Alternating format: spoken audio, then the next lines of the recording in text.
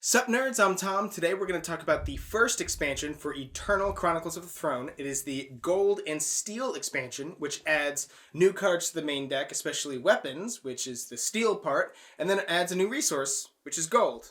It's the gold part.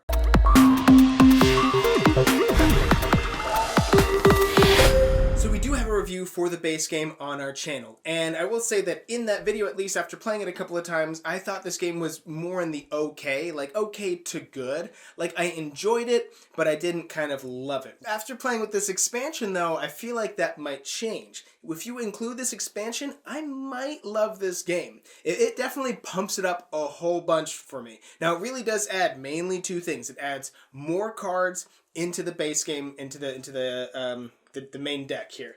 And a lot of what these do actually is they'll either give you gold, which is really important, or there are weapons that you can add to characters and stuff, which is really cool. The only thing I will say with these new cards is this deck is actually pretty huge. Like if you look here on the table, I actually split it up into two different stacks.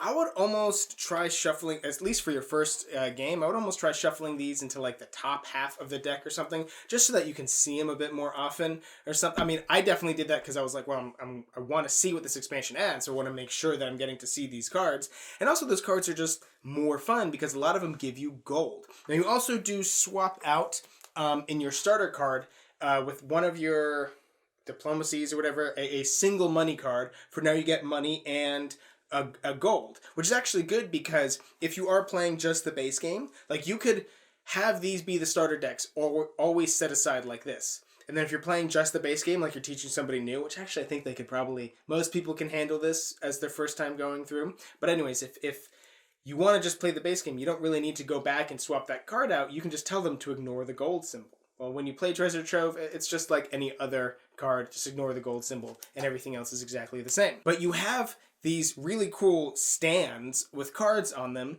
that are secret. That's a market just for you, that's facing you, that requires gold for you to buy these cards. So it's a really cool mechanic because when you buy the cards, they go directly into play, and they're secret. Now, granted, I mean, you can see what other people are buying from the line and what they're mixing into their deck, right? So you mostly know-ish what they have. I mean, you're not going to keep a tab of every single card after, by the end of the game.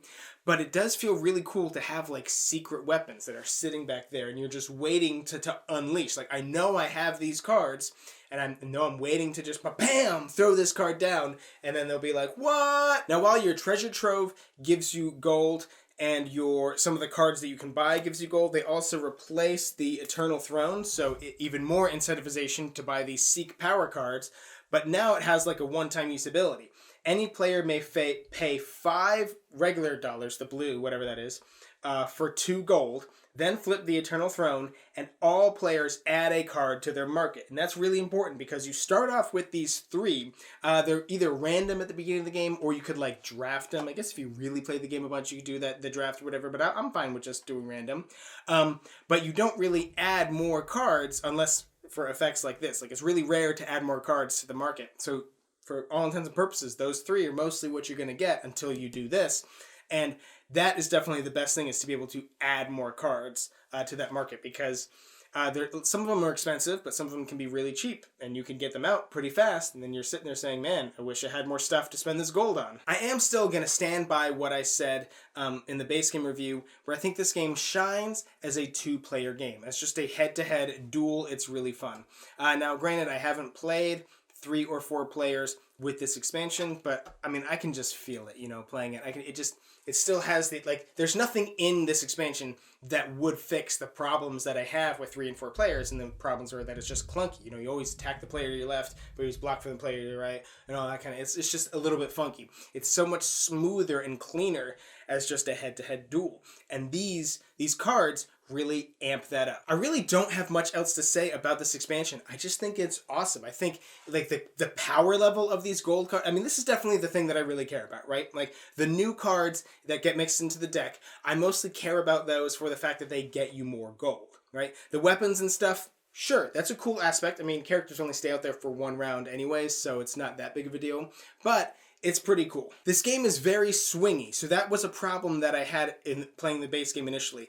But the swinginess feels more like justified with this expansion, and it's more fun because it's almost more swingy, but like you're okay with it because I'm gonna play this character, it gives me gold, now I have 3 gold, so I'm gonna pay 3 gold, so well, boom, put this guy out there. Like, it just feels really crazy and epic and a lot of fun. I just have a lot of fun with this game now. I went from liking it to now, I guess I'd say I love it. The only complaint that I do have with this expansion is that putting everything all back into the box is a little bit rough. I mean, I don't want to keep this small little expansion box because I don't want to keep it separate, really. But I have all my cards sleeved, so everything is jam-packed in there. We had to even like finagle things around to get them back in the box. Well, if any of what I was talking about in this video sounds interesting to you, if you're a fan of Eternal, I highly, highly recommend you get this. This is practically like an essential expansion. And if you haven't played Eternal, then you should go watch our review for the base game. It's kind of like Magic or Hearthstone mixed with like a Star Realms, like a deck builder. It's a really interesting, fun game. Kind of swingy and crazy. I don't need to keep talking about it. Go check out our base game review. In the description box down below, we're going to have a purchase link for both the base game and this expansion. There's also, if you go in the description box, you're going to notice a link for Game Toppers. That's this awesome thing we're filming on right here.